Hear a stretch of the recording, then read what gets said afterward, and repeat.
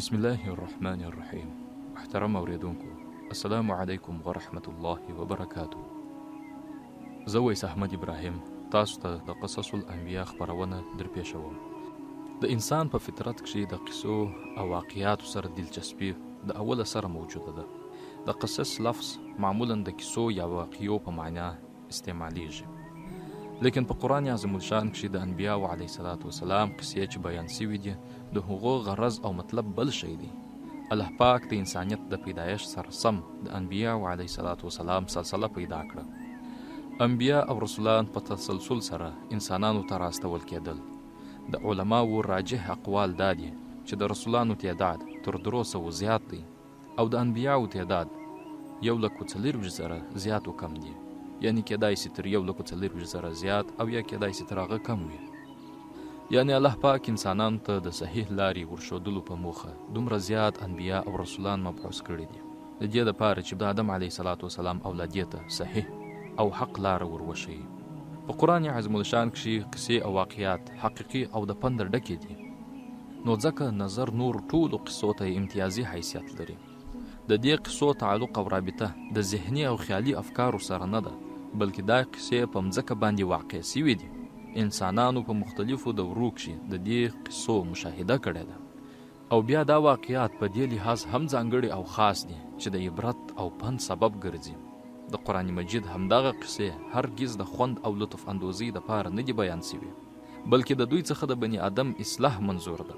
اصلي مقصد د قصص الانبیا د انسانانو عبرت دی. د قیامت د ورځې په باب یې سترګې خلاصې سي. د دې واقعاتو په اورېدلو او ویلو سره خپل تګلارې وټاکو. د تیر شوي انبیاء علیه السلام امتونه چې کوم ستر جرمونه او ګناوې کړي وه د هغو څخه باید ځان وساتو. نو ځکه د انبیاء علیه السلام د واقعاتو څخه ځان خبرول تر حد زیات ضروري دي، تر څو چې د انبیاء علیه السلام په واقعاتو پوره پوه نسو. په قرآن عظیم الشان مکمل ځان پوه کول ناممکنه دي. په څو وارې د آدم علیه السلام قصه بیان شوې ده، په څو وارو سره د نوح علیه السلام تذکره شوې ده. همدارنګه د موسی علیه السلام قصه، د بني اسرائیل واقعات، د فرعون واقعه، د موسی علیه السلام او د فرعون واقعه خو تقریبا 80 ځله په قرآن عظیم الشان کې یاده شوې ده او یو شمیر سورتونه خو د انبیاء علیه السلام په نومونو سره مسما دي. لہذا هغه کس چې د دې قصو څخه بې خبره وي د قرآن عظیم الشان د یو غټي حصې څخه بې برخې دی. د دې واقعاتو څخه رهنمایي اخیستلو یو مقصد دا هم دی چې د دعوت الی الله لاره راته معلومه سي، یعنی په حق سره تبلیغ وکړو او خلک د الله پاک او سپېڅلي دین ته د دوی مبارکو په طریقو راوبولو. الله سبحانه وتعالی دې موږ او تاسو هم په هغو خلکو کې شمار کړي چې د الله رب العزت وخواته نور خلک را دعوتوي. الله پاک دې موږ او تاسو په هغه خلکو کې شمار کړي چې په نیکۍ امر کوو او د بدۍ څخه خلک را ګرځو. د امر بالمعروف او نهي عن المنکر په صحیح لاره تک تر هغو پورې ناممکنه دی تر څو زموږ مخ ته داسې یو نمونه موجوده نه وي د کوم مطابق چې موږ خپل ځان عیار کو. او ډیر واضح او معلومه تر ټولو بهترین مثال او نمونه د نبی کریم صلی الله علیه وسلم شخصیت دی، لکه الله پاک چې په سورة الاحزاب 21 آیت کې فرمایي: بسم الله الرحمن الرحیم لقد كان لكم في رسول الله أسوة حسنة. یقینا ستاسو لپاره د رسول الله صلی الله علیه و آله وسلم ژوند بهترینه نمونه ده. د رسول اکرم صلی الله علیه و آله وسلم وروسته تر ټولو ښه مثال او نمونه باقی د ټولو انبیاء علیه السلام واقعات دي. وروسته اصحاب کرام او صالحین هم ښه نمونه دي. د انبیاء علیه السلام واقعات قرآن کریم په واسطه تر موږ را رسیدلي دي او د رسول الله صلی الله علیه وسلم څخه پر نقل شوي اقوال او احادیثو کې تذکره شوې ده. د انبیاء علیه السلام په ژوند باندې لیکل شوي کتابونه ډیر دي، خو تر ټولو راجح او بهترینه کتاب د امام ابن کثیر رحمت الله علیه د قصص الانبیا کتاب دی. د دې علاوه د امام طبري لیکل شوی اثر تاریخ طبري او د ابن کثیر رحمت الله علیه په البدایه و نهایه کتابونو کې د انبیاء علیه السلام سرګذشت موجود دی. تر تاسو پورې نوموړې قصې په درسولو کې موږ د دې با اعتماده مصانف او کتابونو څخه استفاده کړې ده. بالخصوص اسرائیلي روایاتو ته محیط ځای نه دی پر کړی او نه مو هم کم ضعیف روایات پکې ذکر کړي. بس صحیح احادیث مو بنیاد ګرځولي او د هغه عظیم مفسرینو په تفسیر مو اعتماد کړی. په دې سلسله کې به تاسو لاندې موضوعات واورئ. د مځکې او اسمانونو د پیدایښت څخه د مخه څه شی وه؟ د الله پاک عرش چیرې و؟ الله پاک مځکه، اسمانونه، غرونه او درختې په څو ورځو کې پیدا کړل؟ کم شی کومه ورځ پیدا سو؟ کم شی تر نورو د مخه پیدا سو؟ ملائکې، جن او انسانان د څه شي څخه پیدا سوي دي؟ د انسانانو او ملائکو د پیدایښت مقصد څه شی و؟ ابلیس څوک و؟ نو راځو د قصص الانبیا لومړنۍ حصې ته، د کائناتو پیدایښت او د آدم علیه السلام پیدایښت. الله عز وجل په سورة زمر 2 آیات کښې داسې فرمایي: الله خالق كل شيء وهو على كل شيء وكيل. الله پاک د هر شي پیدا کوونکی دی او د هر شي کارسازه دی، یعنی پر هر شي باندې قدرت لري. او همدارنګه الله عز وجل په سورة الحدید 4 آیات کښې فرمایي: هو الذي خلق السماوات والأرض في 6 أيام ثم استوى على العرش يعلم ما يلج في الأرض وما يخرج منها وما ينزل من السماء وما يعرج فيها وهو معكم أينما كنتم والله بما تعملون بصير.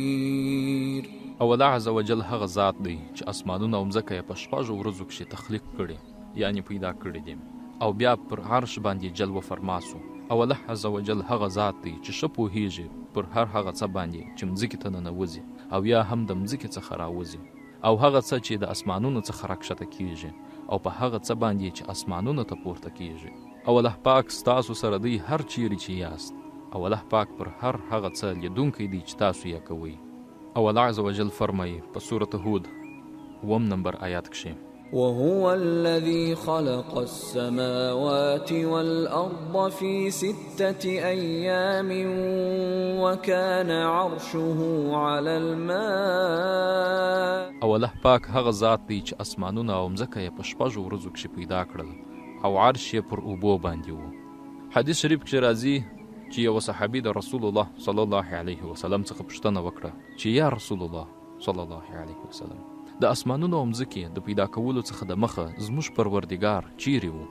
رسول الله صلی الله علیه وآله وسلم ورته وفرمایله: كان في عماء ما تحته هواء وما فوقه هواء ثم خلق عرشه على الماء. چې یعنې زموږ رب په عما کې و، نه تر ده لاندې هوا و او نه تر ده لوړه هوا وه، وروسته یې عرش پر اوبو باندې پیدا کړي. دا د مخلوق ابتدا وه. سیدنا عباده بن صامت رضی الله تعالی عنه فرمایي چې ما د رسول الله صلی الله علیه وسلم څخه واورېدل چې فرمایل: بېشک الله پاک تر هر څه د مخه قلم پیدا کړي، بیا الله جل جلاله حکم ورته وکړي چې ولیکه، نو په هغه وخت په هغه لحظه قلم په حرکت شروع وکړل او لیکل یې شروع کړل، او تر قیامته پورې هر څه ولیکل چې کېدونکي به وي. دا د الله پاک علم و کم چې قلم پر لوح محفوظ باندې ولیکي. سیدنا عبدالله بن عمر بن عاص رضی الله تعالی عنهما فرمایي چې ما د رسول الله صلی الله علیه وسلم څخه واورېدل چې وی فرمایل: الله پاک د اسمانونو او مځکې د پیدایښت څخه 50,000 کاله مخکې د ټولو مخلوقاتو تقدیر ولیکي، او هغه وخت د الله پاک عرش پر اوبو باندې و. نو د دې احادیثو څخه دا په ښکاره ډول معلومیږي چې تر هر څه د مخه الله پاک اوبه او عرش تخلیق کړل، یعنی پیدا یې کړل، او بیا یې قلم پیدا کړي، د هغه وروسته یې لوح محفوظ پیدا کړي چې پر لوح محفوظ باندې تر قیامته پورې ټول کېدونکي اعمال او افعال تحریر او ولیکل. وروسته نو اسمانونه او مځکه یې تخلیق کړل. د یمن څخه راغلي یو څو خلکو د رسول الله صلی الله علیه وسلم څخه وپوښتله چې موږ د دین د پوهې په باب درته راغلي یو. نو پوښتنه یې دا ځینې وکړل چې یا رسول الله صلی الله علیه وسلم، تر هر څه د مخه څه شی موجود و؟ نبی کریم صلی الله علیه وسلم ورته وفرمایل چې الله جل جلاله، تر هغه د مخه هیڅ شی نه و، او عرش یې پر اوبو باندې و. بیا یې په لوح محفوظ باندې هر شی ولیکل، او بیا یې اسمانونه او مځکه تخلیق کړل. امام مسلم رحمت الله علیه د حضرت ابو هریره رضی الله تعالی عنه هغه روایت راوړي چې بیانوي یو ورځ رسول الله صلی الله علیه و آله وسلم زما لاس ونیوی او راته ویې فرمایله چې الله پاک د شنبې په ورځ خاورې پیدا کړې، د یک شنبې په ورځ یې په مځکه کښې غرونه، د دوشنبې په ورځ درختې، د سې شنبې په ورځ تکالیف، پریشانی او مصایب یا مصیبتونه پیدا کړل، د چهارشنبې په ورځ یې نور پیدا کړي، د جمعې په شپه یعنی پنجشنبې په ورځ باندې چارپایان او حیوانات پیدا کړل، او د ټولو مخلوقاتو په آخر کښې د جمعې د ورځې په آخري وخت کښې یعنی د عصر څخه تر مغرب وخته پورې، د مازدیګر څخه د ماښام تر وخته پورې الله عز وجل آدم علیه السلام تخلیق کړي. د انسان څخه در مخه ملائکې او پیریان موجود و. په صاحب عقل مخلوقاتو کښې اول الله عز وجل ملائکه، دوهم جنیات یا پیریان او دریم انسانان پیدا کړي دي. ومن الله توفیق.